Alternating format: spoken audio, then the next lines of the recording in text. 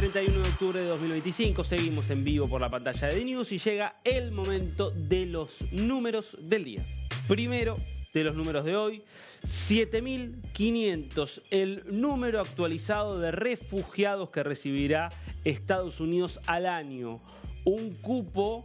extraordinariamente inferior a cualquier otro número en la historia de los Estados Unidos desde que existen los cupos para recibir refugiados de distintos lugares del mundo. Tengamos como referencia que 2024, último año de Biden, el cupo estaba en 125.000 personas. Van a ser solo 7.500 y otro dato interesante es que cambia el criterio para definir qué tipo de grupos perseguidos, afectados, califican para ser refugiados y, por ejemplo, muchos de estos primeros 7.500 van a ser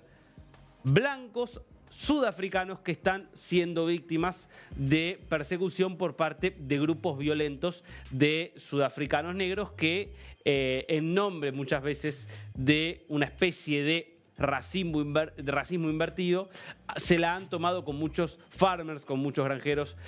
justamente blancos, muchos de ellos de la etnia afrikaner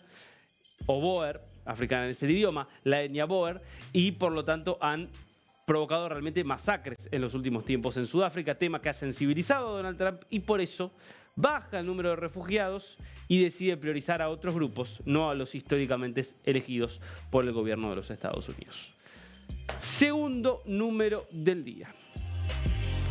200.000 los jóvenes judíos ultraortodoxos que salieron e inundaron las calles de Jerusalén, de Tel Aviv, para una manifestación impactante en contra del servicio militar obligatorio. Veamos las imágenes que son realmente impresionantes de estos jóvenes que salieron desde Yeshivot, de distintos lugares de Israel, con un mensaje que es en contra de una resolución de la Corte Suprema de Justicia que dictaminó la obligatoriedad del servicio militar para los ultraortodoxos. Recordemos que desde hace muchos años están exceptuados. Esto tiene que ver con una orden que en su momento tomó Ben Gurión, que fue para un grupo particular, pero que luego se fue volviendo generalizada y se adoptó casi como una ley irregular,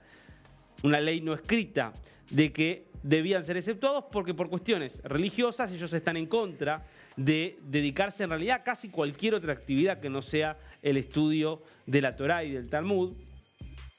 Consideran que esa es su misión y mucho menos dedicarse justamente a una actividad militar que además es incompatible con muchas de las prácticas ultraortodoxas, como la separación entre los hombres y las mujeres, como los momentos y las condiciones del rezo y de la oración. Todas cuestiones que generan un enorme malestar en Israel, porque claro, hay una situación de un doble estándar que sienten muchos, y es nosotros, los jóvenes que no somos ultraortodoxos, tenemos que hacer el servicio militar, somos convocados porque estamos en la reserva, tenemos que ir a dar la vida para defender a Israel de las múltiples amenazas que necesitan, de las múltiples amenazas que enfrentan, y resulta que hay un sector cada vez más grande de la población que no está, digamos, poniendo su vida en juego, pero que se beneficia de que los otros pongan la vida en juego por ellos. Es una situación complicada. Por más que haya una comprensión acerca de los principios, la filosofía de vida de aquellos que profesan una religión y que en este caso tienen las particularidades de la profesión que se da en el caso de los ultraortodoxos, una cosa es eso y otra cosa es, insisto, una situación que es bastante particular porque son jóvenes judíos que en cualquier otro lugar del mundo probablemente enfrentarían persecución. Entonces, viven en un país que les garantiza una protección que no podrían encontrar casi en ningún lugar del mundo, o que podrían encontrar en pocos lugares del mundo, pero no están dispuestos a hacer lo necesario para defender ese país. Bueno, es muy difícil que esto nos genere un malestar, pero claro, al mismo tiempo están muy bien organizados políticamente los ultraortodoxos, son cada vez más, y eso les da un enorme poder de presión. Es parte de uno de los grandes desafíos y debates internos que tiene la sociedad israelí. Vamos con las caras del día.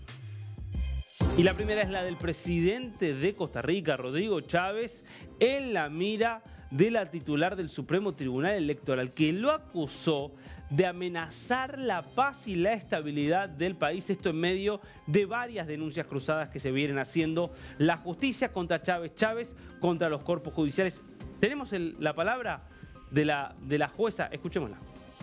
Está amenazando la paz y la estabilidad política del país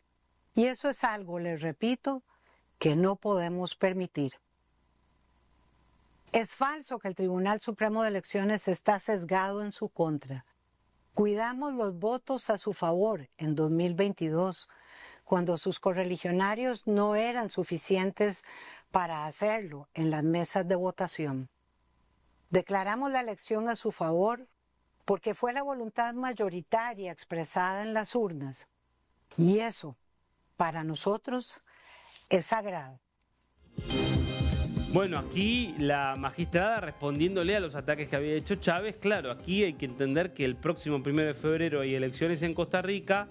que Chávez enfrenta varios procesos judiciales por corrupción, incluido por financiamiento irregular, y que hay una disputa y un choque de poderes cada vez más grande, que lo ha enfrentado a Chávez no solo con el Poder Judicial, sino también con el Poder Legislativo. Mucha atención con lo que vaya a ocurrir en las elecciones de febrero del año que viene. Segundo rostro del día es también un rostro electoral, quizás uno de los nuevos rostros de Europa,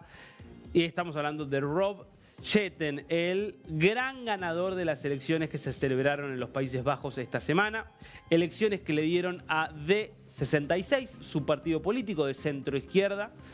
un lugar privilegiado en la Cámara Baja, un lugar que lo ubica prácticamente empatando contra el Partido de la Libertad de Geert Wilders. Estamos hablando del partido de la derecha más dura, que venía siendo hasta la elección de esta semana el principal partido en todo el Congreso. No era Wilders miembro del gobierno porque él fue excluido en las negociaciones que realizó su propia fuerza política para evitar justamente que cayera el gobierno y que pudiera formarse el gobierno, pero lo cierto es que perdió popularidad, perdió cerca de un tercio de las bancas que tenía Wilders, y Jetten con su partido logró prácticamente igualarlo y hoy está bastante bien posicionado para convertirse en el próximo primer ministro de los Países Bajos, aunque hay muchas negociaciones por delante que deben realizarse. Jetten, que tiene una particularidad sobre todo para los argentinos, y es que está en pareja con un argentino. Me estoy refiriendo a un jugador profesional de hockey sobre césped que juega en la selección en los Leones y que justamente podría convertirse en primer caballero. Vamos a ver imágenes justamente de Rob Jetten junto a Nicolás Kenan que juega en la Liga de los Países Bajos y que fue importante en la campaña de Jetten, porque vos sabés que se llama Rob y le decían robot precisamente por ser demasiado estructurado, ser demasiado rígido en sus formas, y justamente en un intento de mostrarse como alguien más flexible, más blando, bueno, empezó a mostrar su relación y su compromiso con Nicolás Kenan, y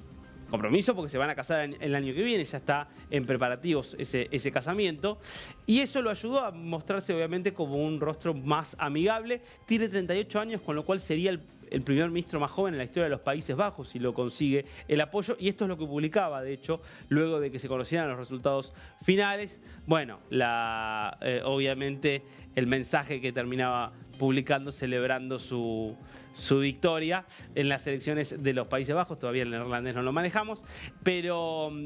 importante porque nos marca esto un cambio radical de un gobierno liderado por la derecha más dura que representa Geert Wilders, con una mirada muy dura respecto de los inmigrantes, respecto, por ejemplo, del Islam, a un gobierno bastante más centrista que dice hay que integrar a los inmigrantes en la sociedad. Proyecto que muchas veces no dio resultado, pero bueno, es parte de la política de Jetten. Imagínate vos si la Argentina, que ya tiene una reina en los Países Bajos, termina también teniendo un primer caballero. Impresionante, ¿eh?